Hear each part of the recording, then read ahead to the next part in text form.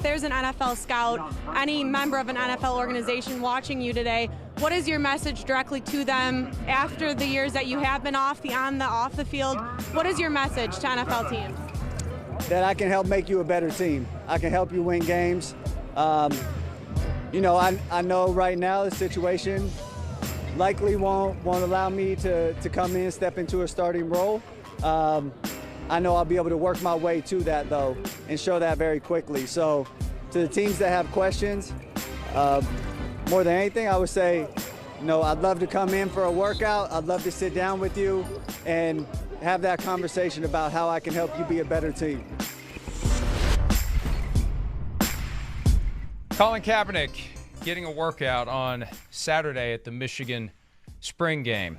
And this was a very smart move by Jim Harbaugh, the coach of the Michigan Wolverines, because it gave NFL scouts cover to see Colin Kaepernick in person, not on tape, not secondhand. You get to see him in person without bringing him in for a workout. No one wants to bring him in for a workout because nobody wants to activate 30% of the fan base that will huff and puff about canceling season tickets and never watching a game on TV. And we all know that's true at this point. Whether we agree with it or not, I think we can all accept that if anybody brings in Colin Kaepernick for a workout, 30% or so of their fan base is going to lose their minds or some other bodily function. I think we understand that, which is why it's brilliant to give scouts a chance to go see him where they were going to be anyway, at the Michigan spring game. You get to see him throw. The scouts report back to their teams, man, this guy can still fling it. I saw it, right? I witnessed it. I heard the zip in the ball coming out of his hands. All of that stuff.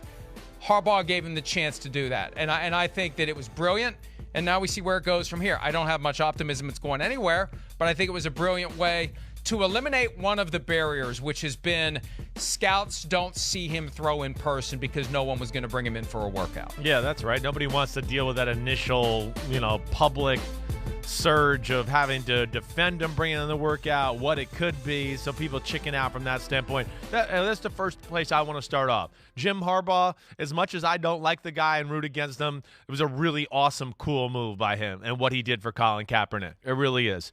I will say that. Respect it greatly. The support he's continued to show with Colin Kaepernick, really from the get-go, has been top-notch. I respect Jim Harbaugh a lot for that. I do. And, hey, it's good for him, too, with Jim Harbaugh. Again, he's in a sport where recruiting African-American players and young kids is a very important thing. That's going to go over well in that community as well. Now, I'm with you. I don't know if this really does anything. I don't. It's just been so long, and like we talked about, it's an issue, as far as sort of organizations having to deal with the publicity, and then, like you said, the 30% backlash. What I want to say is just but the other thing that comes to my mind too is man, we can't get Colin Kaepernick on a team, but everybody was okay with Deshaun Watson in that situation. That's where a little bit, I know it's not apples to apples there, but you're just talking about bringing a player in, controversy now and publicity on that situation and having to deal with it. I understand Watson's in the prime of his career. I get that, but it looks weird that teams are like, hey, 22 civil lawsuits and some really shady behavior here. Hey, best contract in the history of football, actually, for all that. You did. Thank you. And then here's another guy that, stood up for a cause that was real. I mean, I don't know any other way to say it. People, unarmed black people just getting shot and killed for nothing. Okay? Yeah, and he stood up for that, and he can't get on it, and nobody wants to deal with that distraction. That's where I'm not cool with it. It's not a good look for the NFL that way. Now, obviously, the difference is Deshaun Watson is supremely talented. We've seen it recently, and there's no doubt that he would walk through the door and be one of the best quarterbacks in the NFL. And if people felt that way about Colin Kaepernick currently, he would have a job. Now, there's a lot of revisionist history, and it wasn't even revisionist history. It was revisionist present back in 2017 when Colin Kaepernick became a free agent. All of the BS narratives that were being fed by people in the league, I believe, to justify giving him the cold shoulder when he still was good enough to play for someone, good enough to start for someone, and a minimum good enough to be on someone's roster. That was when we were getting all the, he opted out of his contract. He's a vegan. Remember that concern? He's a vegan. So is Tom Brady. He's a vegan. He really doesn't want to play football. All these assumptions that were made to justify not doing business with him. And Chris, we've talked about it before. They successfully kicked the can through 5 years, half of a decade, right, it makes it even easier to say we're not interested now. He's making it harder on them to say we're not interested. I think he recognized when the quarterback carousel started to spin, the supply wasn't going to meet the demand. This was his chance to really put pressure on the league to do something. And he came out and said he would take a backup job. I'm waiting for him to say, I'll take the veteran minimum salary. Because there's some backups out there making a lot of money.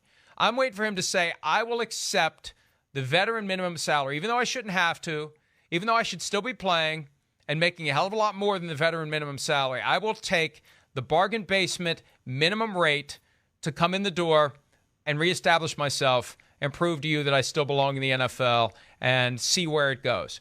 That's the next step for him to really put them in checkmate. It would be another added, up the ante pressure type move if he said that, or even added to that, hey, I'll go on the practice squad. How about that? I don't even care. Just let me in the door. That would ante up the pressure a little bit. It would. I'm impressed with his stubbornness. I am. The fact that we're still even sit here 5 years from now and he's still working out and trying to do it, I do love it. And you're right. It's like he saw a little, crack in the armor there or whatever, to where he went, let's go for it. But at the same time, the one thing that happens, like what you talked about with very successfully kicking the can down the road to where here we are now, it's 5 years, is the number one thing that's going to scare teams, or the number two things other than the publicity, is the fact that now he just hasn't played 5 years. Now, they dug that grave for him, but that's an issue now, and especially at quarterback. It's just it's one of those positions you need to practice, you need to play, and that's where that's going to really hurt him as well, and that's where it's a shame. One other important point, because I've had people raise this question over the weekend, and I did some digging, and it confirmed some of the things that I heard at the time. Here was the question that I was getting.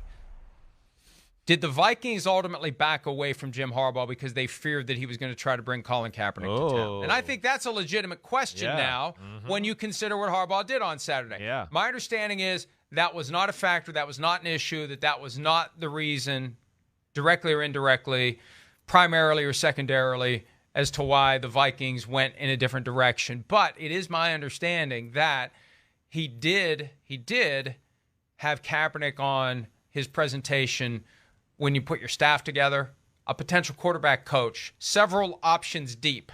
I'm going to try to get this guy, his name was on the roster of potential quarterback coaches if he truly was done with his effort to try to play. And clearly he isn't. So his name was mentioned, but not within the confines of being the Vikings quarterback or one of the quarterbacks on the depth chart. And even then, that was, if any team I think is not going to have an issue with Colin Kaepernick, it would be the Minnesota Vikings. They've got Kirk Cousins. He's got a specific style. You want to have backups that are closer to the style of your starter, so you have one offense, not two different playbooks. But, there would be some out there that would say, it'd be interesting to see what Colin Kaepernick would do in the Vikings quarterback room if it had ever come to that. But my understanding is that was not on the radar screen, and it definitely wasn't one of the reasons why the Vikings went in a different direction than Jim Harbaugh. That's good to hear. It is. And like I said, I respect Jim Harbaugh and his ongoing efforts here to support Colin Kaepernick. I do. And again, it's crazy here because this is Colin Kaepernick, who I'm not trying to sit here and say he's, top superstar quarterback in the history of football, but he was really damn good. And he went through like a 2-year period where he was in the top 5 quarterbacks in football conversation. And even this last year plan, even though it wasn't perfect, that was still a year where, if I remember correctly, it was like 16-4, 16 touchdowns, 4 interceptions. It was somewhere along those lines, let alone it had been a few different head coaches and offenses he was involved in towards the end of his career, and dealt with a few injuries as well. So the play was always good and justified being on a roster. The talent is big time. Again, we're talking about a guy that ran 4.4, and as you can see on this highlight here, could throw it 60 yards down the field effortlessly. So it was all about that issue. It's a shame, and here we are 5 years later. He's still not on the team, and I don't expect him to be, and I don't like saying that. Yeah, look, I I said that the moment this all got kicked up again a few weeks back. Whenever it started, it's hard. The past few weeks feel like a few years with everything that's gone on. But the window's closed, the ship has sailed. Whatever metaphor you want to use, it's done. They've successfully made it this far. They are not going to turn back around and embrace Colin Kaepernick after making it 5 years. They're not going to do it. It's free, it's clear, it's gone, it's over. They're not going to turn back around at this point. I'd be stunned if they do. I hope I'm wrong. I'm wrong enough without hoping to be wrong. This is one area where I hope to be wrong. But I feel like, as I've said before, there's no owner that has the moral or financial courage to do it. And there's no reason to do it at this point because they've already escaped the issue. There's no reason to turn back around and surrender. Hi, I'm Mike Tirico, and thanks for watching. Make sure to hit subscribe for the latest news and highlights from NBC Sports.